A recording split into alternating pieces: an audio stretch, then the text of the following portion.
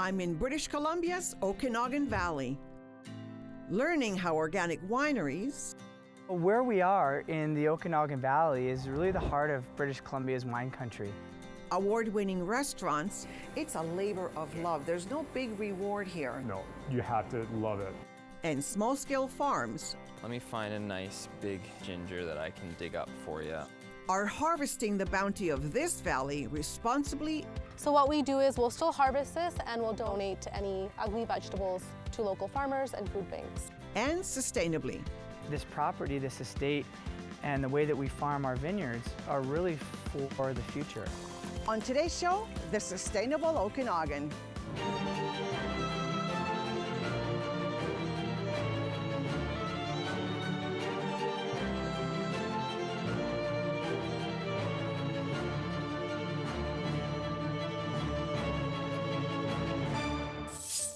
Over 2 million tourists visited BC wineries in 2019, and the majority of them were Zoomers over the age of 45. The Okanagan Valley is the mecca for this burgeoning industry, and a growing trend is putting it on the wine map in a new way. It is quickly becoming one of the leading producers of organic wines in the world. By the end of 2023, nearly 20% of the valley's 8,800 acres of vineyard will be certified organic. Compare this to the global average of 3.6%, and you can see why the Okanagan is becoming a world leader in this category. But with hundreds of different wineries in the region, where do we start? Our first stop is Mission Hill, an iconic property in one of the world's best wine regions. Mission Hill was one of the first and most significant wineries in the region, but more importantly, it has recently completed a move to 100% organic growing practices. All this has attracted the attention of Chef Robert Clark, my Your Nation's Table co-host and special guest for this episode. So when you send the apprentice out and the sauce is a Chardonnay, he knows which road to go down. Yeah, that helps too, right? Chef Clark is a godfather of the responsible food movement. He was awarded the Order of Canada in 2019 for his work on sustainability. I'm always looking for people that are producing food responsibly. Because if, for instance, you're using a pesticide that eventually gets into the stream, it goes into the lake, and eventually it finds its way to the ocean. Wine, vegetables, it doesn't matter. It's important to farm responsibly. While Chef Robert learns how Mission Hill's kitchen is embracing sustainable practices, I wanted to find out what makes the Okanagan such a special wine region. I'm going to talk to a sommelier and a winemaker to find out what makes this valley so unique. Hi, Graham. Hi, Carmen. So nice to see you. Oh, it is so good to be here. Welcome to Mission Hill Family Estate. Thank you so much. What a beautiful place you have here. So give me a bit of the history of where we're standing. Well, where we are in the Okanagan Valley is really the heart of British Columbia's wine country. Yeah. Mission Hill was established in 1981, the 5th winery in the region. Now there's well over 400 wineries today, so we're approaching our 42nd harvest as a family. If you look around the world of wine, we're as far north as you can go to be able to grow and make grapes around the world, and we're still very much a new world region in the world of wine. But what makes this region so unique is, yes, we're far north in terms of 49 degrees of latitude of where you can grow grapes around the world, but it's one of the few regions in the world that was formed by volcanic activity and then multiple glacial ages. As the continental ice sheets melted at the end of the last ice age, a massive lake formed in the valley. When the water pressure burst the ice dam that was holding the water back, the resulting flood carved out much of what is now the Okanagan Valley. You've got all these really unique pockets of soil and slopes and influences of the lake that's here now, that it really is unique in this area that's relatively small geographically, but is so incredibly diverse. The Okanagan Valley's coming out party happened in 1994. Mission Hill's Grand Reserve Chardonnay won the Avery Trophy in London, England. Against global competition, it was named the world's best Chardonnay for that year. It was really, I think, a turning point moment for Canadian wine. It was the first time that I think we as Canadians said, here's an example of an incredible wine that can stand shoulder to shoulder with some of the best in the world. So much so at the time, at this blind tasting in London that it went into, all the judges came back and said, no, wait, we must have made a mistake. Tell me a little bit about the origins of where we're standing. You know, the inspiration is really European inspired, but with a modern approach. When you walk through the property and you see people just enjoying themselves, having a lunch. I've done this in California, I've done this in Europe, but to have it so close to where I live, downtown Vancouver. There's very few regions around the world that you can have this diversity of being able to grow this variety of different grapes, being able to do them well with unique soils, unique climate, these microclimates of what we call them that are so different from north and south. Mission Hill is a synthesis of New World vision and Old World elegance. Its terraced restaurant has won numerous awards and truly showcases the best the Okanagan Valley has to offer, on the plate and in the glass. We're going to meet Executive Chef Patrick Gaylor, who's made it his mission to source local, sustainable products. While Graham and I are talking wine, Chef Clark met up with Patrick in the restaurant's varietal garden. So Patrick, I know each of these rows has a sign with a wine listed. What's that all about? Yeah, so you know, this is Chardonnay here, and we plant vegetables, herbs, flowers that all naturally kind of pair with Chardonnay. So when you send the apprentice out and the sauce is a Chardonnay, he Yeah. knows which row to go to. Yeah, that helps too, right? I know as a chef, you know, learning how to cook and then learning how to match with wines, there's a base, right?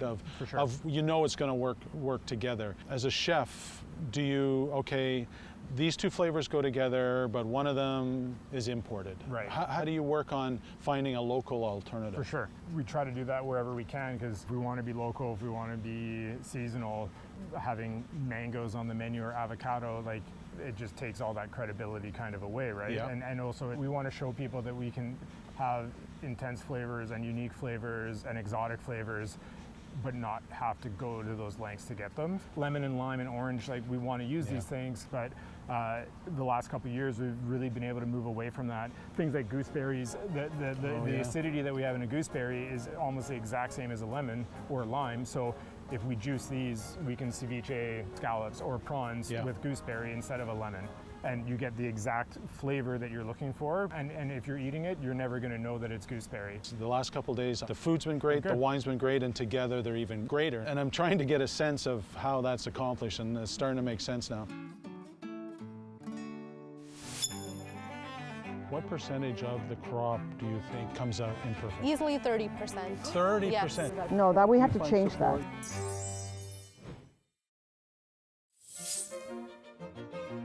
Chef Robert Clark and I are in the Okanagan.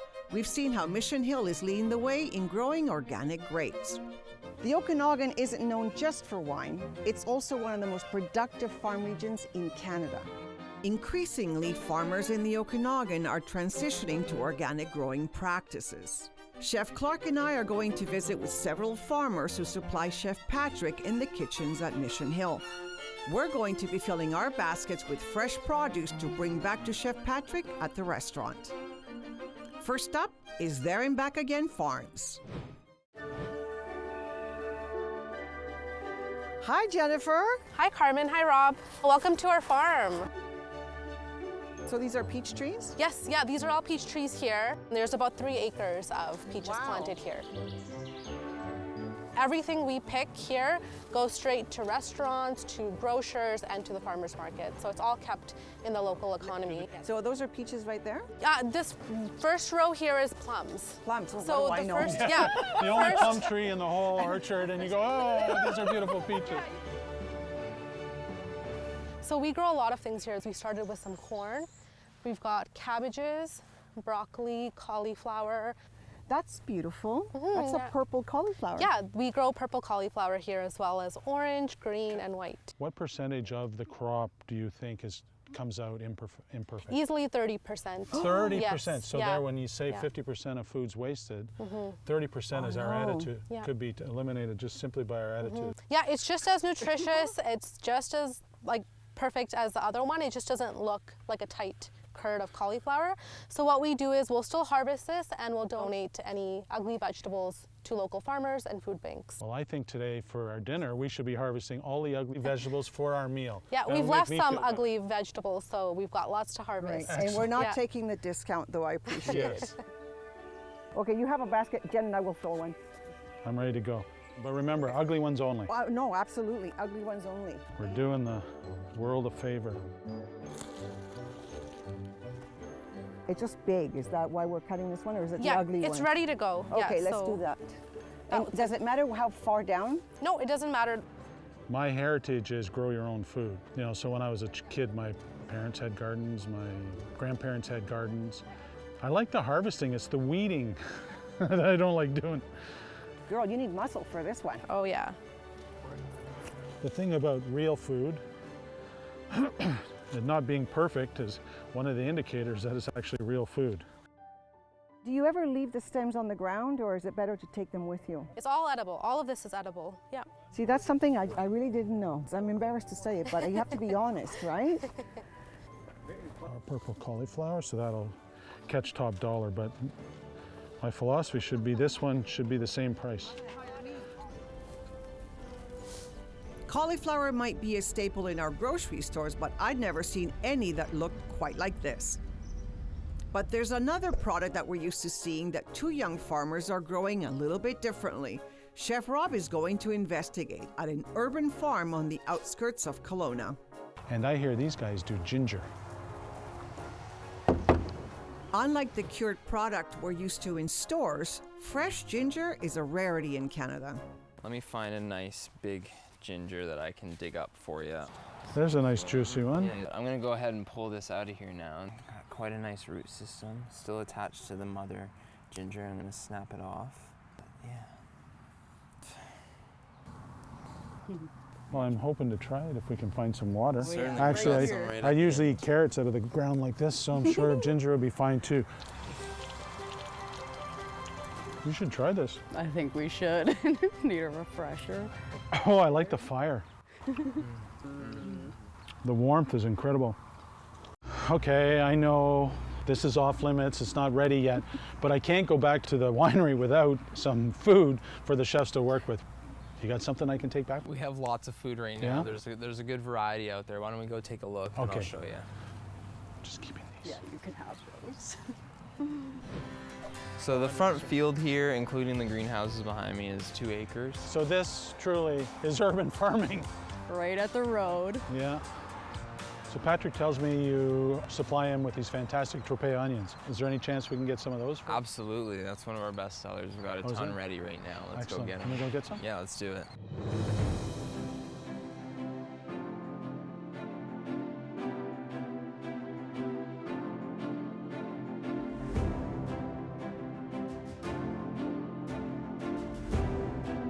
Prepping vegetables, working with vegetables, respecting them, treating them as food opposed to a commodity. So these are going to all end up, we're going to take these back to Mission Hill for the dinner. And what else are we getting? I can definitely pull some ginger for you if you'd like. I could pull a little Yes! bit Really? of... Yes. Oh, Yeah. thank you so much. Welcome. A little piece. Thank you. Yeah, no problem. Let's go get some ginger before we change our minds.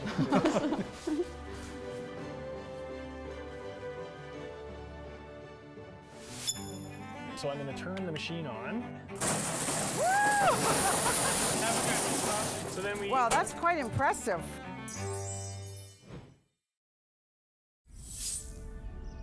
Chef Robert Clark and I are sourcing sustainable produce in the Okanagan Valley.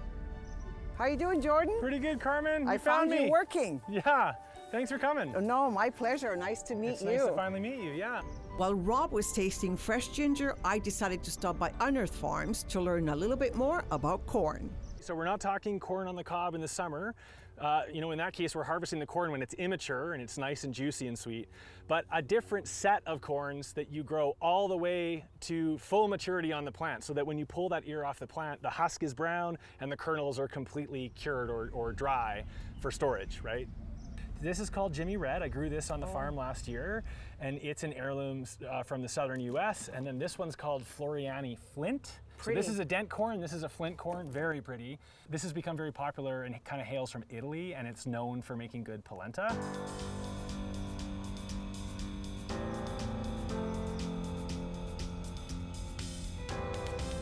I've planted pole beans with my corn. So this is an indigenous growing practice that it goes back thousands of years, right? I plant them within 6 inches or so of the Beautiful. crop. And a pole bean, once it gets going, it just winds. Beans are part of the legume family, and they have the ability to form a symbiotic relationship with a species of bacteria that can fix nitrogen from the air. These bacteria are able to take it out of the air and put it in the soil to be fed to the legumes, right? So What a marvel. it is. So What a there's marvel. potential for the bean, when it's right beside the corn, for that relationship to be happening, and then some of that nitrogen actually finding its way into the corn. If I'm gonna grow pole beans as its own crop, I've got to build trellis. Often that trellis is plastic. You're often throwing that away. I hate that. So if I can figure this out, then I'm gonna get 2 crops instead of 1 out of the same field with no waste. And then when I've harvested everything in the fall, I can come through with my mower and chop it all up and it goes straight back in the soil. What we're gonna do, we are going to shell the corn really quick, then we're going to clean the corn and get all the chaff out of it. So it's really simple. So I'm gonna turn the machine on.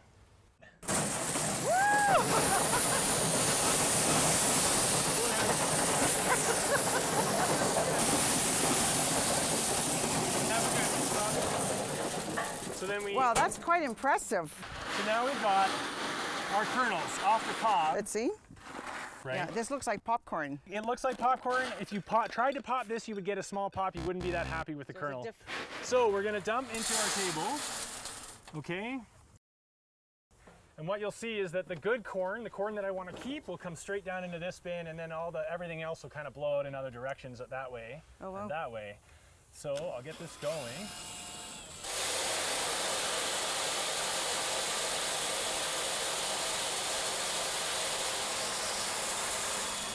So what happens to this beautiful corn now? So we're gonna go into my packing room and quickly mill it.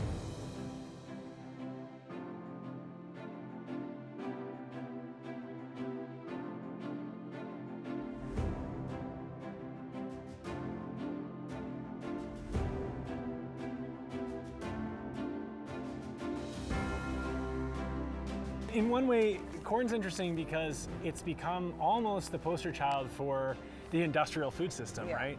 And meanwhile, we've lost diversity in our food system. And so that's another reason I'm trying to grow numerous corns, cycle through numerous corns, just to try and maintain some of that diversity. What am I taking back to Chef? I am gonna send you back with probably some good Mother Stallard beans, and I've milled up some of the corn that we worked on. Oh, so I'm really? gonna So send you that mean back. I can say that I helped? You can say that you helped with the corn preparation, Great. that's right. When you look at our menus, you don't see a lot of rectangular or square shapes. It's wasteful in any sense.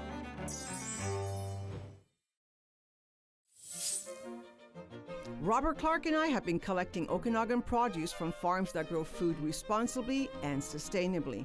Now we're taking our bounty back to Mission Hill, where Chef Patrick is going to be cooking up a feast for the farmers who supply his restaurant.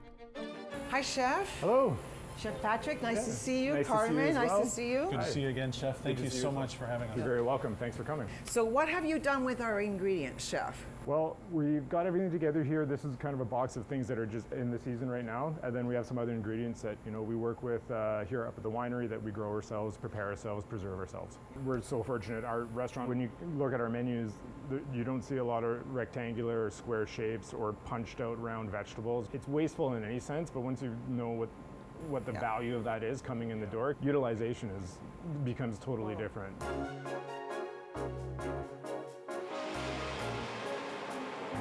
You've never had a sweeter onion, right? So usually we'll cut them down and maybe in an oven 10 or 15 minutes just to basically soften them through. And then from there cut them in half, same thing, and then dress them with a little bit of vegetable stock and some butter. The other thing we'll do too, which is kind of nice, is we'll take the tops maybe about here. You can grill this, put it on a dish, saute that with the butter made from this, and it will all go out on the same plate. And then that way, you're kind of in equal parts, you're using the whole onions. And a little bit of butter.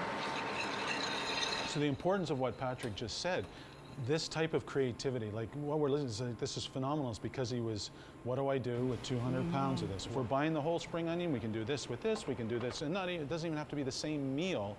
And that's the essence of a chef. That is, I'm gonna cry. Actually, I'm gonna get off set. It's beautiful. I'm listening, going, says, I want to cry. I want a job. He really is. I want a job. Rob might be getting his wish. Patrick is putting him to good use to prepare for tonight's dinner. Okay, so we're gonna make local Okanagan ginger butter. Yeah, it's awesome. Nice.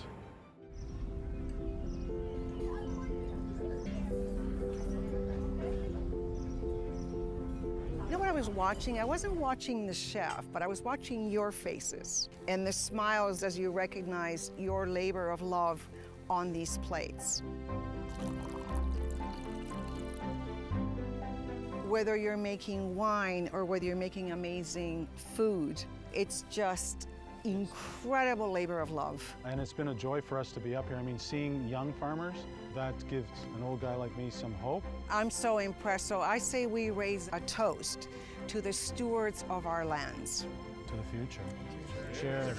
Wine, food, this is the life in the Okanagan Valley on a sunny night. You have great friends. You take me to well, The bell's for us. What a great finale.